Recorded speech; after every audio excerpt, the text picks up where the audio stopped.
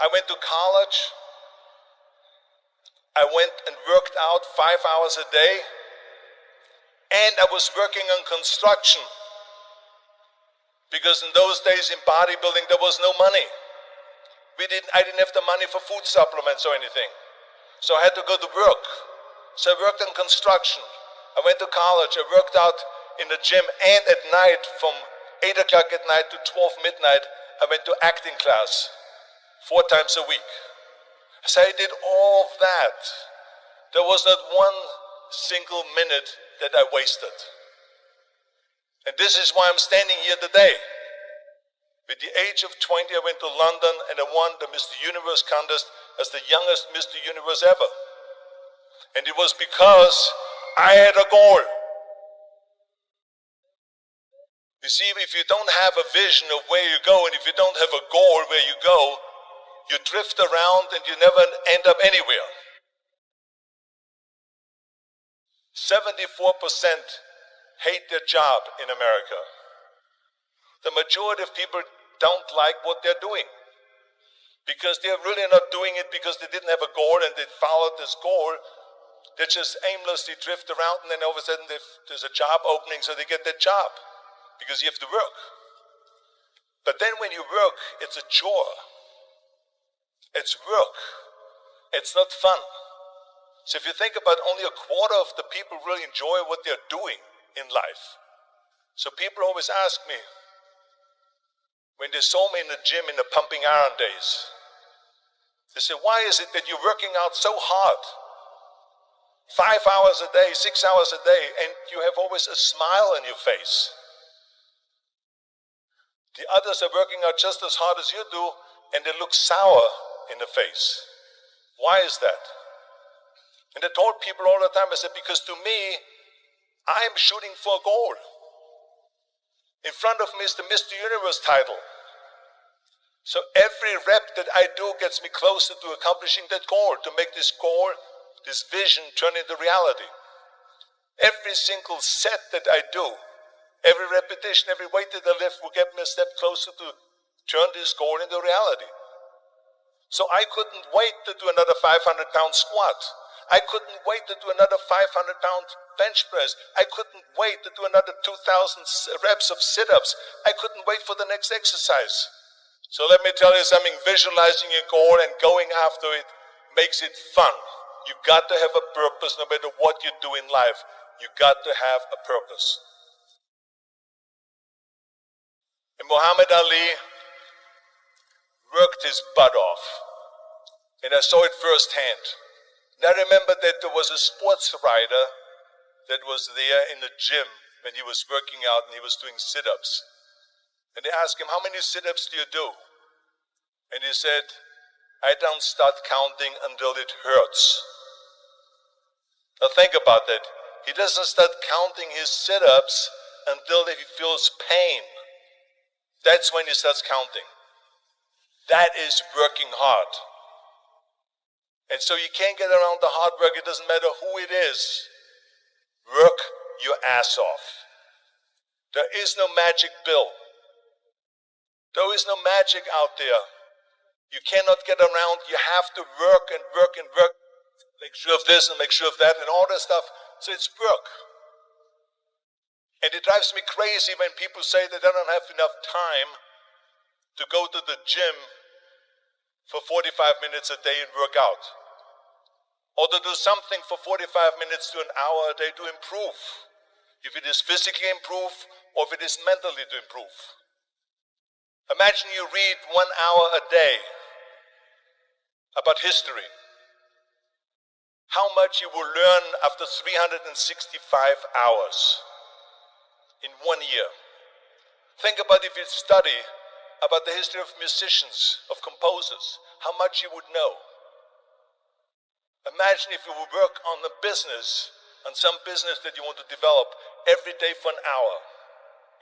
Imagine how further along you will go and get.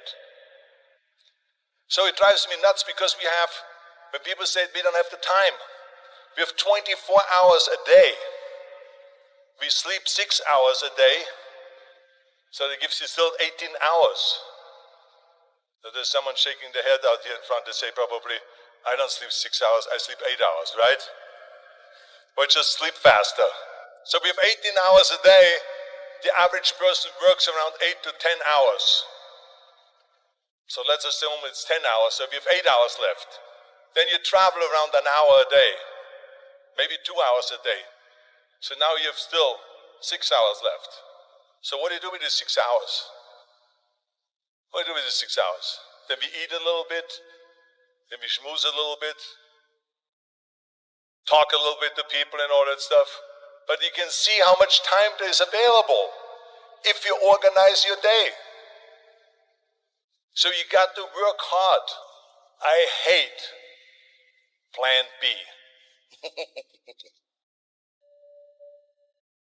And I tell you why.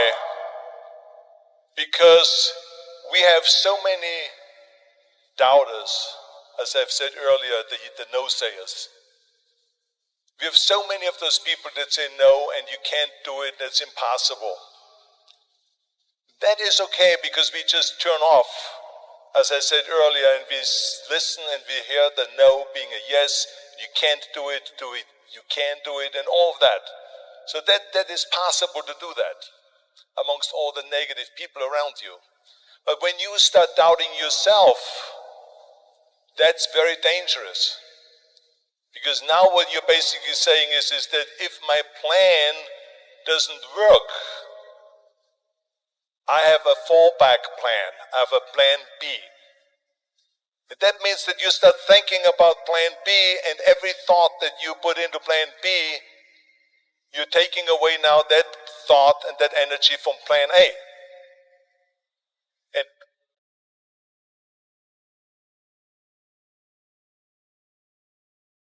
And it's very important to understand that we function better if there is no safety net, because plan B becomes a safety net. It says that if I fail, then I fall and I get picked up and I have something else there that will protect me. And that's not good, because people perform better when there's no safety net. People perform better in sports and everything else if you don't have a plan B. I'm telling you, I've never ever had a plan B. I made a full commitment that I'm going to go and be a bodybuilding champion. I made a full commitment that I'm going to be in America. I made a full commitment that I'm going to get in the show business and I'm going to be a leading man. No matter what it takes, I will do the work. I will do the work over and over and over until I get it. And the same was in politics and everything like that. So to me, it is very dangerous to have a plan B, because you're cutting yourself off from the chance of really succeeding. And the reason, one of the main reasons why people want to have a plan B is because they are worried about failing. What is if I fail, then I don't have anything else? Well, let me tell you something. Don't be afraid of failing, because there's nothing wrong with failing. You have to fail in order to climb that ladder.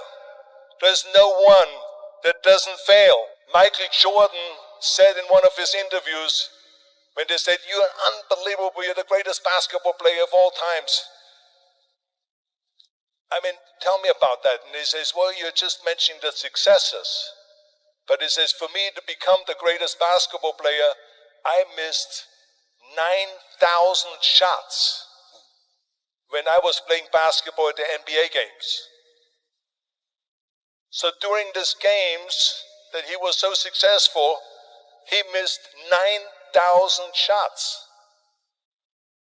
Does it make him a failure? No.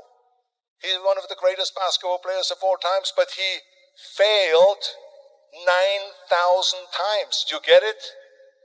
We all fail. It's okay.